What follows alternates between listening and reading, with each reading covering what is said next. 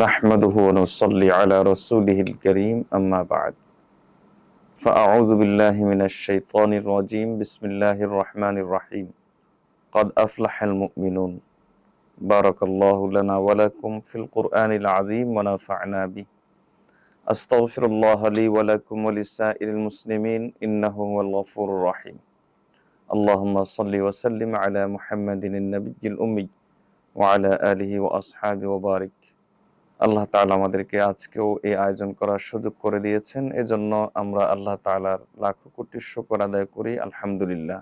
মুমিন হিসাবে একজন মুমিনের জীবনের সর্বোচ্চ চাহিদা কি, সবচাইতে গুরুত্বপূর্ণ চাহিদা কি? একজন মুমিন কি চায়? দুনিয়ার দৃষ্টিকোণটা যদি একদিকে রেখে আমরা আখিরাতের দৃষ্টিকোণটাকে সামনে এনে দেখি, তাহলে অবশ্যই একথা সকলেই আমরা স্বীকার করব যে একজন মুমিনের সর্বোচ্চ চাহিদা হলো একটি সুন্দর সমাপ্তি, হুসনুল খাতেমা, সুন্দর মৃত্যু, শুভ মৃত্যু। একজন মুমিনের জীবনের সবচেয়ে বড় চাহিদা এটাই হয় যে সে আল্লাহর সন্তুষ্টি নিয়ে এই দুনিয়া থেকে অতিবাহিত হবে, এই দুনিয়া থেকে বিদায় নেবে। হাদিসে রাসূলুল্লাহ সাল্লাল্লাহু আলাইহি ওয়াসাল্লাম বিষয়টিকে খুবই গুরুত্ব সহকারে উল্লেখ করেছেন। নবীজি সাল্লাল্লাহু আলাইহি ওয়াসাল্লাম এক হাদিসের মধ্যে বলেন, একজন মানুষ সারা জীবন এমন কাজ করে যে হয়তো সে তার আমলের কারণে জান্নাতে যাওয়ার একেবারে উপযুক্ত হয়ে যায়, সে একেবারে জান্নাতের পাড়ে চলে যায়। হঠাৎ করে সে এমন একটি কাজ করে বসে অথবা এমন একটি কথা বলে বসে যে এক ঝটকায় সে জাহান্নামের পাড়ে চলে আসে।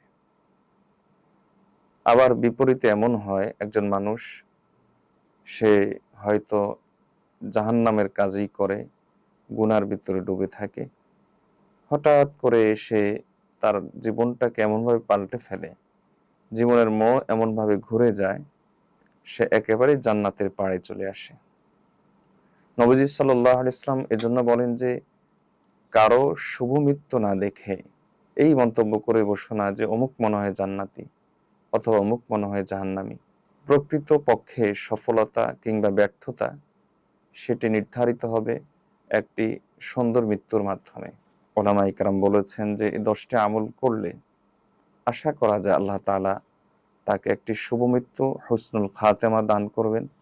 এর জন্য অত্যন্ত জরুরি একটি আমল হলো হাক্কানি আলেম, যারা আলেম ওলামা, তাদের সাথে সুসম্পর্ক বজায় রাখা, তাদের সাথে বিদ্বেষ না রাখা, তাদের প্রতি শত্রুতা মনোভাব না রাখা, তাদের সঙ্গে সৌহার্দ্যমূলক আচরণ করা, নম্র ভদ্র আচরণ করা, তাদের প্রতি আদব বজায় রাখা অত্যন্ত গুরুত্বপূর্ণ একটি আমল। দেখুন, সকলেই আল্লাহর কাছে সম্মানিত যদি সে মুমিন হয়। কোরআন মজিদে আল্লাহ তাআলা এমনটি বলেছেন, ইয়ারফাইল্লাহুল্লাযীনা আমানু, যারা ঈমানদার আল্লাহ তাআলা তাদেরকে সম্মানিত করেছেন, আল্লাহ তাআলা তাদেরকে সম্মান দিয়ে থাকেন।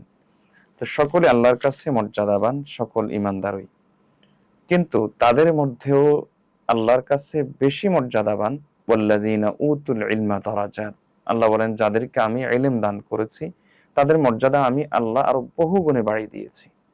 তা আল্লাহ যাদেরকে মর্যাদা দিয়েছেন, আপনি বান্দা হিসাবে তাদেরকে মর্যাদা দিতে হবে, এটাই আল্লাহ তাআলার নির্দেশ।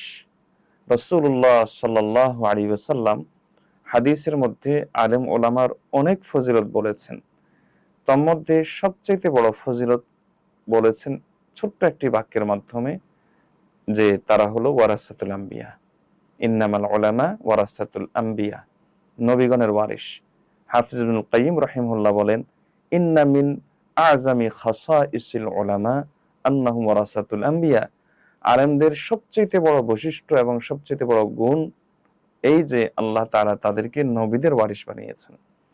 আলেম ওলামার সাথে কেউ যদি বিদ্বেষমূলক আচরণ করে, তাহলে এটি আলামত হলো তার ঈমান নিয়ে মরতে না পারার আলামত।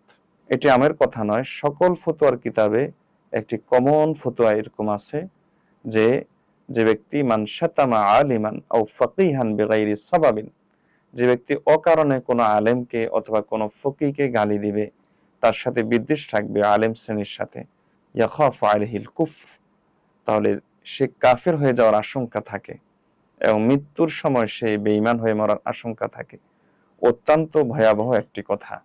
রাসূলুল্লাহ সাল্লাল্লাহু আলাইহি ওয়াসাল্লাম উলামায়ে কেরামকে নবীগণের ওয়ারিস বলেছেন, আপনি যদি বিশেষ শ্রেণীর কোনো আলেমকে গালি দিয়ে থাকেন আপনার ব্যক্তিগত কোনো বিদ্বেষের কারণে, তাহলে আপনি কি খেয়াল করেছেন যে আপনি নবীদের ওয়ারিসকে গালি দিচ্ছেন? এটাই হলো একটি বড় ভয়াবহ একটি বিষয়।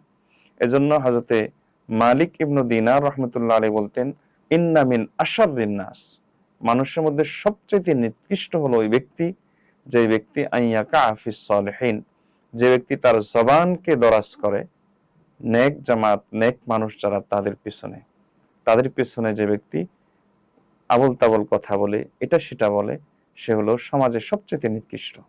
এজন্য সমাজের সবচেয়ে নিকৃষ্ট না হয় কথা বলার ক্ষেত্রে, সম্ভাষণের ক্ষেত্রে, সম্বোধনের ক্ষেত্রে, চলাফেরার ক্ষেত্রে, উঠা বসার ক্ষেত্রে আলেম ওলামার আদব বজায় রাখা ঈমানী মৃত্যুর জন্য অত্যন্ত গুরুত্বপূর্ণ একটি আমল। আল্লাহ তাআলা তৌফিক দান করুন।